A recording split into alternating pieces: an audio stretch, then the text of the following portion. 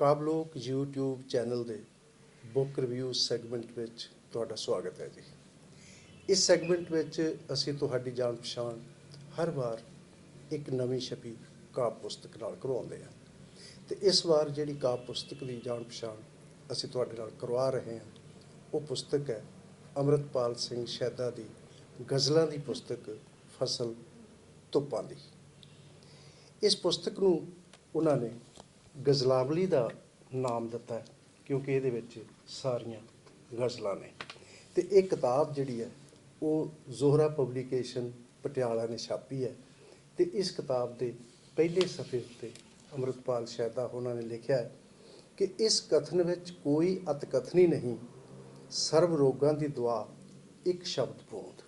ਸ਼ਬਦ ਦੀ ਅਹਿਮੀਅਤ ਨੂੰ ਪ੍ਰਗਟ ਕਰਦੇ ਹੋਏ ਉਹਨਾਂ ਨੇ ਇਹ ਲਾਈਨਾਂ ਲਿਖੀਆਂ ਅਤੇ ਇਹ ਕਿਤਾਬ ਉਹਨਾਂ ਨੇ ਆਪਣੇ ਸਤਿਕਾਰਯੋਗ ਸਵਰਗੀ ਮਾਪਿਆਂ ਦੀ ਅਭੁੱਲ ਅਤੇ ਨਿੱਕੀ ਮਿੱਠੀ ਯਾਦ ਨੂੰ ਸਮਰਪਿਤ ਕੀਤੀ ਹੈ। ਅੰਮ੍ਰਿਤਪਾਲ ਸ਼ੈਦਾ ਜੀ ਬਹੁਤ ਹੀ ਜਿਹੜੇ ਉਪੁਖਤਾ ਗਜ਼ਲਖੋਰ ਨੇ, ਜਿਨ੍ਹਾਂ ਨੇ ਭਾਸ਼ਾ ਵਿਭਾਗ ਪਟਿਆਲਾ ਦੇ ਵਿੱਚ ਨੌਕਰੀ ਕੀਤੀ ਸਾਰੀ ਉਮਰ ਔਰ ਬਹੁਤ ਵਧੀਆ ਗਜ਼ਲਾਂ ਲਿਖੀਆਂ ਔਰ ਨਵੀਂ ਪੀੜ੍ਹੀ ਨੂੰ ਸਮੇਂ-ਸਮੇਂ 'ਤੇ ਗਜ਼ਲਾਂ ਲਿਖਣ ਦੀ ਅਗਵਾਈ ਵੀ ਦਿੰਦੇ ਰਹੇ। ਇਸ ਕਿਤਾਬ ਨੂੰ ਉਹਨਾਂ ਨੇ 3 ਖੰਡਾਂ ਦੇ ਵਿੱਚ ਵੰਡਿਆ ਹੋਇਆ। ਪਹਿਲਾ ਖੰਡ ਭੂਮਿਕਾ ਦਾ ਖੰਡ ਹੈ, ਦੂਸਰਾ ਗਜ਼ਲਾਂਜਲੀ ਯਾਨੀ ਕਿ ਗਜ਼ਲਾਂ ਸਾਰੀਆਂ, ਅਤੇ ਤੀਸਰਾ ਉਹਨਾਂ ਦੇ ਨਾਲ ਇੱਕ ਲੰਬਾ ਰੂਬਰੂ, ਆਪਣੇ ਆਪ ਦੇ ਵਿੱਚ ਇੱਕ ਅਲੱਗ ਤਰ੍ਹਾਂ ਦੀ ਪੇਸ਼ਕਸ਼। ਔਰ ਇਸ ਕਿਤਾਬ ਦੀ ਭੂਮਿਕਾ ਲਿਖਦਿਆਂ ਡਾਕਟਰ ਅਮਰ ਕੋਮਲ ਹੋਰਾਂ ਨੇ, ਜਿਹੜੇ ਕਿ ਆਪ ਬਹੁਤ ਵੱਡੇ ਵਿਦਵਾਨ ਨੇ, ਗਜ਼ਲਗੋ ਨੇ, ਉਹਨਾਂ ਨੇ ਇਸ ਦੀ ਭੂਮਿਕਾ ਲਿਖਦਿਆਂ ਅੰਮ੍ਰਿਤਪਾਲ ਸ਼ੈਦਾ ਹੋਰਾਂ ਦੀ ਪੁਖਤਾ ਗਜ਼ਲਗੋਈ ਦੀ ਰੱਜ ਕੇ ਤਾਰੀਫ ਕੀਤੀ ਹੈ। ਉਹਨਾਂ ਨੇ ਇਹ ਲਿਖਿਆ ਕਿ ਮੇਰੇ ਦ੍ਰਿੜ ਸੰਕਲਪ ਦਾ ਇੱਕ ਹੋਰ ਚਾਨਣਾ ਪੱਖ ਵੀ ਹੈ ਕਿ ਜੇ ਜ਼ਿੰਦਗੀ ਵਿੱਚ ਹਾਲਾਤ ਨੇ ਉਸ ਨੂੰ ਤਲਖ ਹਕੀਕਤਾਂ ਦਾ ਸਾਹਮਣਾ ਕਰਨ ਲਈ ਮਜਬੂਰ ਕੀਤਾ ਹੈ, ਸ਼ੈਦਾ ਜੀ ਬਾਰੇ ਲਿਖਦੇ ਨੇ, ਤਾਂ ਹੀ ਉਸ ਦਾ ਅਨੁਭਵ ਉਚੇਰਾ ਪਕੇਰਾ ਹੋ ਕੇ ਸਾਹਿਤਕ ਸ਼ਕਤੀ ਦੀਆਂ ਦਾਤਾਂ ਪ੍ਰਾਪਤ ਕਰ ਸਕਿਆ ਹੈ ਅਤੇ ਇਹਨਾਂ ਸਭ ਕਾਰਨਾਂ ਦੇ ਪ੍ਰਸੰਗ ਵਿੱਚ ਅਸੀਂ ਅੰਮ੍ਰਿਤਪਾਲ ਸ਼ੈਦਾ ਨੂੰ ਸਮਰੱਥ ਗਜ਼ਲਕਾਰ ਦੇ ਰੂਪ ਵਿੱਚ ਦ੍ਰਿਸ਼ਟੀਗੋਚਰ ਕਰਦੇ ਹਾਂ। ਫਸਲ ਧੁੱਪਾਂ ਦੀ ਪੁਸਤਕ ਦਾ ਵਿਸ਼ਲੇਸ਼ਣ ਕਰਦਿਆਂ ਮੈਂ ਸਮਝਦਾ ਹਾਂ, ਡਾਕਟਰ ਅਮਰ ਕੋਮਲ ਲਿਖਦੇ ਨੇ, ਮੈਂ ਸਮਝਦਾ ਹਾਂ ਕਿ ਜੇ ਮੈਂ ਇਸ ਗਜ਼ਲ ਸੰਗ੍ਰਹਿ ਨੂੰ ਪ੍ਰਕਾਸ਼ਿਤ ਕਰਵਾਉਣ ਲਈ ਕਵੀ ਸ਼ੈਦਾ ਨੂੰ ਮੁੜ ਦ੍ਰਿੜ ਸੰਕਲਪੀ ਬਣਾਉਣ ਵਿੱਚ ਸਫਲ ਹੋਇਆ ਹਾਂ ਤਾਂ ਇਸ ਵਿੱਚ ਕੋਈ ਅਤਕਥਨੀ ਨਹੀਂ ਹੈ ਅਤੇ ਇਹ ਮੇਰੇ ਜੀਵਨ ਦੀ ਇੱਕ ਹੋਰ ਭਰਪੂਰ ਸਾਹਿਤਕ ਸਫਲਤਾ ਹੈ। ਜਾਣੀ ਕਿ ਅੰਮ੍ਰਿਤਪਾਲ ਸ਼ੈਦਾ ਜੀ ਨੂੰ ਇਹ ਕਿਤਾਬ ਛਾਪਣ ਦੀ ਪ੍ਰੇਰਨਾ ਦੇਣ ਵਿੱਚ ਵੀ ਡਾਕਟਰ ਅਮਰ ਕੋਮਲ ਹੋਰਾਂ ਦਾ ਬਹੁਤ ਵੱਡਾ ਯੋਗਦਾਨ ਹੈ ਅਤੇ ਇਹ ਆਪਣੇ ਆਪ ਦੇ ਵਿੱਚ ਇੱਕ ਬਹੁਤ ਵੱਡੀ ਗੱਲ ਹੈ ਕਿ ਇੱਕ ਪੁਰਾਣੇ ਅਤੇ ਵੱਡੇ ਗਜ਼ਲਕਾਰ ਵੱਲੋਂ ਇੱਕ ਆਪਣੇ ਸਮਕਾਲੀ ਨੂੰ ਅਤੇ ਆਪਣੇ ਤੋਂ ਛੋਟੇ ਗਜ਼ਲਕਾਰ ਨੂੰ ਇਸ ਤਰ੍ਹਾਂ ਪੇਸ਼ ਕਰਨਾ, ਕਿਉਂਕਿ ਅੰਮ੍ਰਿਤਪਾਲ ਸ਼ੈਦਾ ਆਪਣੇ ਆਪ ਦੇ ਵਿੱਚ ਇੰਨੇ ਸਮਰੱਥ ਗਜ਼ਲਕਾਰ ਨੇ ਕਿ ਉਹਨਾਂ ਦੇ ਕਲਾਮ ਦਾ ਕਿਤਾਬੀ ਰੂਪ ਦੇ ਵਿੱਚ ਸਾਹਮਣੇ ਆਉਣਾ ਬੇਹੱਦ ਜ਼ਰੂਰੀ ਸੀ। ਇਹ ਕਿਤਾਬ ਇੱਕ ਤਰ੍ਹਾਂ ਨਾਲ ਸ਼ੈਦਾ ਜੀ ਦੀ ਉਮਰ ਭਰ ਦੀ ਘਾਲਣਾ ਦਾ ਸਬੂਤ ਹੈ, ਘਾਲਣਾ ਦੀ ਕਿਤਾਬ ਹੈ। ਜੇ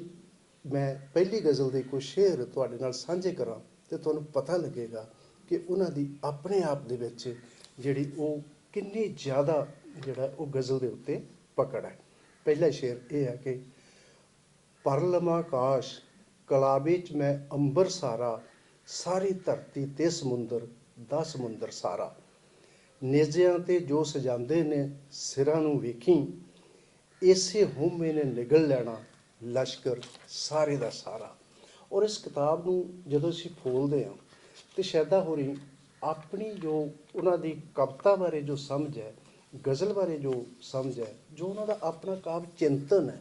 ਉਹਨੂੰ ਉਹ ਬਹੁਤ ਸਾਰੇ ਸ਼ੇਅਰਾਂ ਦੇ ਵਿੱਚ ਸਵੈ ਕਥਨ ਵਜੋਂ ਉਹ ਅੰਕਿਤ ਕਰਦੇ ਆ ਅਤੇ ਉਹ ਕੁਝ ਸ਼ੇਅਰ ਤੁਹਾਡੇ ਨਾਲ ਸਾਂਝੇ ਕਰਨੇ ਚਾਹਾਂਗਾ। ਕਹਿੰਦੇ ਨੇ ਕਿ ਮੈਂ ਸਾਹਿਤ ਦਾ ਰਸੀਆ ਪਾਠਕ ਅਤੇ ਅਦਨਾ ਜਿਹਾ ਸੇਵਕ, ਮੈਂ ਸਾਹਿਤ ਦਾ ਰਸੀਆ ਪਾਠਕ ਤੇ ਅਦਨਾ ਜਿਹਾ ਸੇਵਕ, ਮੇਰੀ ਪੁਸਤਕ ਸਾਰੀ ਧਰਤੀ ਤੇ ਸਾਰਾ ਅਸਮਾਨ। ਦੂਸਰਾ ਸ਼ੇਰ ਇਸੇ ਤਰ੍ਹਾਂ ਦਾ ਜੇ ਆਪਾਂ ਦੇਖਣਾ ਹੋਵੇ ਤਾਂ ਕਿ ਰਿੜਕ ਕੇ ਨਖੇੜੇ ਜੋ ਅੰਮ੍ਰਿਤ ਤੇ ਵਿਸ਼ ਨੂੰ, ਰਿੜਕ ਕੇ ਨਖੇੜੇ ਜੋ ਅੰਮ੍ਰਿਤ ਤੇ ਵਿਸ਼ ਨੂੰ, ਕਲਮ ਨੂੰ ਹੀ ਮੈਂ ਉਹ ਮਧਾਣੀ ਲਿਖਾਂਗਾ। ਨਿਰਮਲ ਅੰਮ੍ਰਿਤ ਸਾਹਿਤ ਰਸ ਦਾ ਪਤਾ ਠਿਕਾਣਾ ਦੱਸਣ ਵਾਲੀ, ਨਿਰਮਲ ਅੰਮ੍ਰਿਤ ਸਾਹਿਤ ਰਸ ਦਾ ਪਤਾ ਟਿਕਾਣਾ ਦੱਸਣ ਵਾਲੀ, ਸੱਚੀ ਸੁੱਚੀ ਰਾਹਨੁਮਾ ਹੈ ਅੱਖਰ ਅੱਖਰ ਸੋਚ ਮੇਰੀ। ਆਪਣੀ ਸੋਚ ਨੂੰ ਤੇ ਆਪਣੇ ਕਾਵਿ ਵਿਧਾਨ ਨੂੰ ਤੇ ਕਵਿਤਾ ਬਾਰੇ ਆਪਣੀ ਸਮਝ ਨੂੰ ਔਰ ਸ਼ਬਦਾਂ ਦੀ ਸ਼ਕਤੀ ਨੂੰ ਇਸ ਤਰ੍ਹਾਂ ਪ੍ਰਗਟ ਕਰਨਾ ਜਿਹੜਾ ਉਹ ਅੰਮ੍ਰਿਤਪਾਲ ਸ਼ੈਦਾ ਦਾ ਕਮਾਲ ਹੈ। ਔਰ ਇਹਨਾਂ ਗਜ਼ਲਾਂ ਨੂੰ ਪੜ੍ਹਦਿਆਂ ਜਿਹੜੀ ਇੱਕ ਗੱਲ ਹੋਰ ਮਹਿਸੂਸ ਹੁੰਦੀ ਹੈ ਉਹ ਇਹ ਹੁੰਦੀ ਹੈ ਕਿ ਅੰਮ੍ਰਿਤਪਾਲ ਸ਼ੈਦਾ ਹੋਰਾਂ ਨੂੰ